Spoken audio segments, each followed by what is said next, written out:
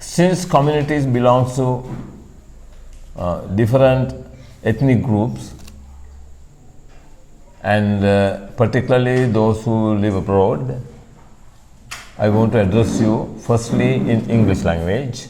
Thereafter, I will talk to you in Sinhalese. The purpose of this organized meeting today is to discuss the serious issues, life-threatening issues faced by the fishing community in the Northern Territory. I have documents presented to me.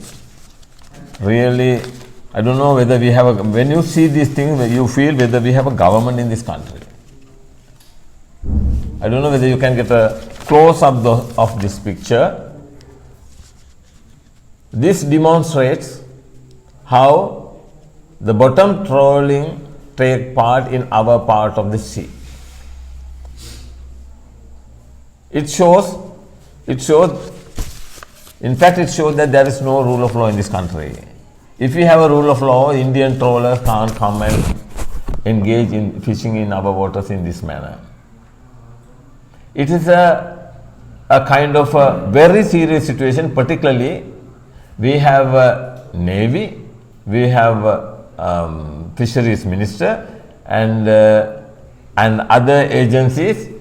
What they are doing, a series of complaints have been made to this organization. So far, nothing has been done. I have a particular letter addressed to the Navy and by Department of Fisheries and Aquatic Resources, but the date of the letter is 31st of August 2022 to address this issue. What is the issue?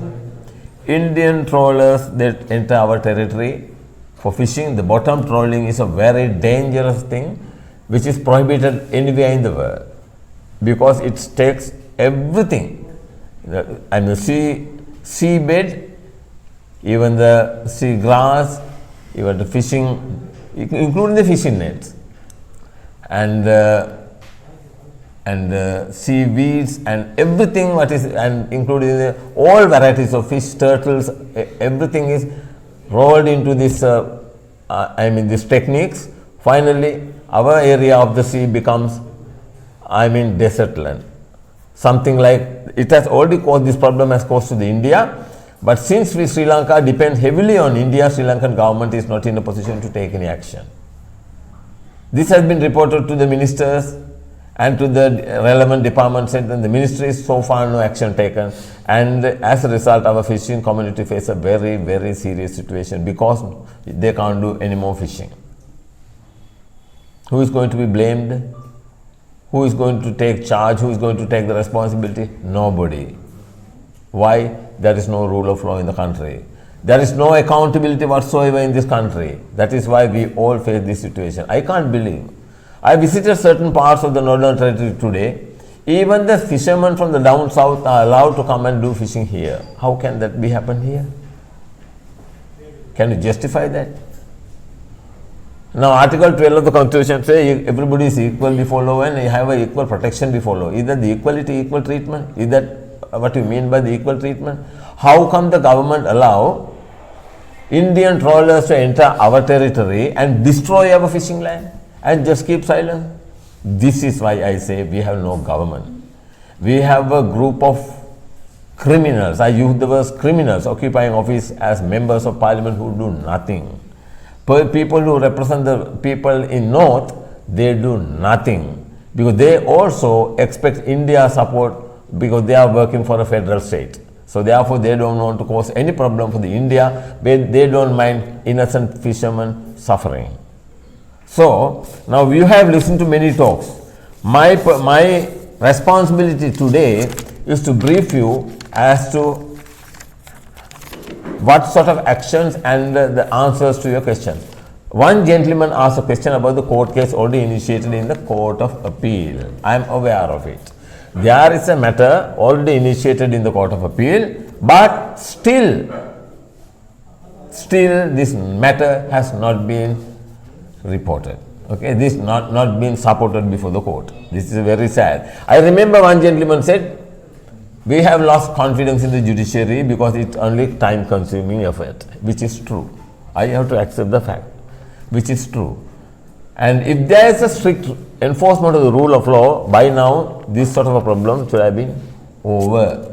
If the government of Sri Lanka enforced the rule of law strictly according to the rule book, by now this problem should have come to an end. That is why you are very concerned. That is why the other gentlemen are also very concerned, because they are losing their livelihood. So my answer to the first question, there is a matter pending in court, but that matter has not supported yet. Our program, our purpose, my visit, the Vinivida Foundation visit to you, to the northern province, with the help of this Canadian community, they are all, remember, they are working for what? Justice and equality. That is what is lacking here. That is why these people are living abroad. There is no rule of law. That is why everybody is suffering in this country. Our purpose of this visit is to accumulate, collect all relevant data from you all, everything, and immediately, I promise you within this month I will take it to Court of Appeal and ask for the immediate relief by way of at least interim relief, to ask the Navy to enforce the rule of law, because we can't let government to run business in this manner. So, and one gentleman, he discussed, he made a very, very powerful speech, and he made his feelings, to you, and it made it known to you. And he said how they suffer in the absence of the government or agencies. We have a fisheries minister, he is doing nothing. We have a GA, we have a governor. We know what happened to Mrs. Charles, who was the governor in the northern province. She took an active role, she played an active role against this, but nothing happened. What happened at the end? She was taken out. She was taken out from the office of the governor of the northern province. This is the situation in this country. Unfortunately, most of the people in this country are unaware of it. Particularly the people in the down south, they are unaware of it. Even the people in the northern parts of the country are unaware of it. Because why? You are not fed with the right news. We have a lot of media agencies in this country, they never feed you with the right information. What they feed you with the wrong information, they are not interested about this information. That is the problem. We have to change this culture. We have to put the country and the people on top. So therefore, we have to bring about a real change in this country. So my answer to the problem is, what we have to do right now, I understand the problem very clearly. I invite you all to visit Vinivida Foundation website. You can see 30-40 cases that we have done for your behalf. Nothing for me, nothing for Nagananda, nothing for Vinivida Foundation, for the benefit of the people of this country. I invite you. Litro gas case, then 480 metric tons of adulterated palm oil case, then Melbourne case, then BMW case, then first right to information case. There's a series of cases, not for profit, but we have carried out all that for public good. So I believe this Canadian, our Sri Lankans also wanted to do the same for you. They are not doing it for anything else. Otherwise, they won't invite Nagananda to come. They could have invited any other political party to come. They know other political parties will not deliver. They will not deliver. That is why they have decided to invite Nagananda. They know if Nagananda take over, of course he will deliver. So that is the answer to that question. So what we have to do right now, collect all relevant information. Already a number of gentlemen have handed over their documentation to me. I will compile a document, I will compile a petition to the Court of Appeal, and we will support the case with all this evidence. There is adequate evidence here presented to me, which promotes, which convince that the government authorities in this country has let down the people in Jaffna, particularly the fishing community. Even the other areas are the same. So I will do the needful. My invitation to you all is to collect all this information. You can have absolute trust and confidence in me. Okay? I am not a politician, remember. Nagananda is only a freedom fighter. You can have absolute confidence and leave it with me. Get me all relevant information about this matter. I will deal with them appropriately. I don't care about any other government agency or even the government. Even the Indian government is responsible here, directly responsible. We can't let India, just because Sri Lanka has made a poor country by our rubbish politicians, they have let us down. We have lost everything. Nobody recognizes Sri Lanka right now. That is why we are facing this country, we are facing this situation today. That doesn't mean India can behave in this manner. So, my invitation to you, collect all the relevant information that we have, all photographic evidence, all video evidence, all other written evidence, everything you can present it to me with confidence. I will do the needful for you with the shortest possible period of time. And in Sinhala, Mama Megana Katakaranona, me Prashne, me Sri Lanka, Janta, make a Kisikanet than the Prashna, make a Tamil Lanka with this Visipa, Obey Adeka Bandala, make a Magadia, Mankole, me Prashne Uture. මේක තමයි අපිට හැමදාම මේ මිනිස්සු කලේ උතුරේ දෙමළ මිනිස්සු දකුණේ සිංහල මිනිස්සු එකාට එකක් කොටවන ක්‍රමයක් තමයි මේ රටේ මෙතෙක් තිබුණේ. ඒක අල්ල බිසි කරලා දාලා මොන් කතා කරන මොනවද? කතා කරන මොනවද? Social integration. එහෙම නැත්නම් මොනවද සිංහලෙන් කියන වචනේ? සෝෂල් ඉන්ටග්‍රේෂන්, ජාතික what is the word?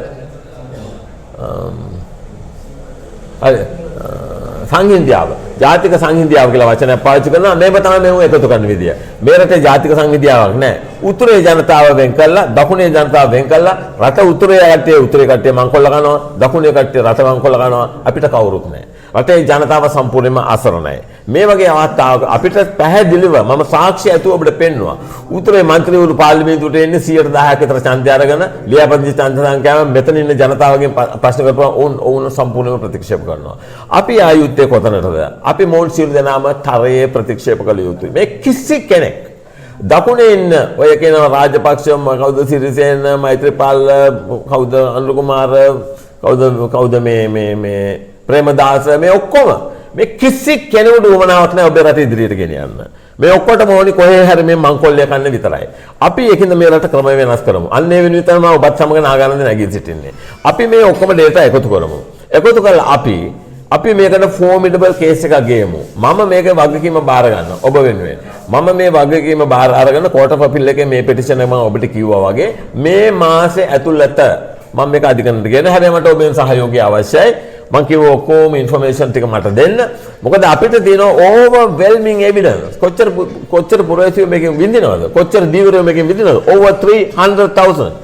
And what is the loss of resources to this country annually? Annual loss, I have done the research on this, more than $1 billion. $1 billion per annum we Sri Lanka lose to this Indian trolling, fishing by trawlers, bottom trawling business. We have to stop it. By hook or crook, we have to stop it. We have to intervene. We have to invite the judiciary to immediately intervene and do the needful. Get me this information for me, my hand. As I said, there was another case. Along with that, we will take both these matters. අපි මේ දෙකම අධිකරණය හමුවට ගෙනහිල්ලා අපි වහාම මේ අධිකරණය හමුවේ මේ නඩු දෙක කැඳවලා ඔබ අපේක්ෂා කරන යුක්තිය අපි මේ කියන එකයි මේ කට්ටියගේ වචනේ මට මතක් වෙන හැම විටම මොකද කියන්නේ සමානාත්මතාවය සහයෝගී ඒක තමයි කියන්නේ යුක්තිය සාධාරණත්වයේ නැති රටක ඉඳලා අපිට පළක් නැහැ මම දැක්කාර මෙතන කතා කරපු මහත්මයා ඉස්සෙල්ලා බොහොම වේදනාවෙන් කතා කළා ඒක ඔබට දැනෙන්න ඕන ඒක නාගානන්දට හොඳටම දැනුණා මොකද ඔහු නියෝජනය කරන්නේ සමස්ත ශ්‍රී ලාංකික ප්‍රජාව මිසක් සිංහලයෝ නෙවෙයි ඔහු සිංහලත් නැහැ මුස්ලිම් නැහැ ආය දෙමළත් නැහැ ඔහු සමස්ත ශ්‍රී ලාංකන් කොමියුනිටි එක රෙප්‍රසන්ට් කරන කෙනෙක් මම ඔබ සියලු දෙනාට ආරාධනා කරනවා එකට අත්වල බැඳගමු එකම රටක එකම ශ්‍රී ලංකාව කියන රටේ එකම ශ්‍රී ලාංකික ප්‍රජාවක් එකම නීතියකට යටත් රටක් ගොඩනැගීම සඳහා අපි එකමෙන් අත්වල බැඳගමු ඔබ වෙනුවෙන් නාගානන්ද ඕන කැපකිරීමක් කරන්න ඉදිරිපත් වන නොබියව නිසකව බොහොම ස්තුතියි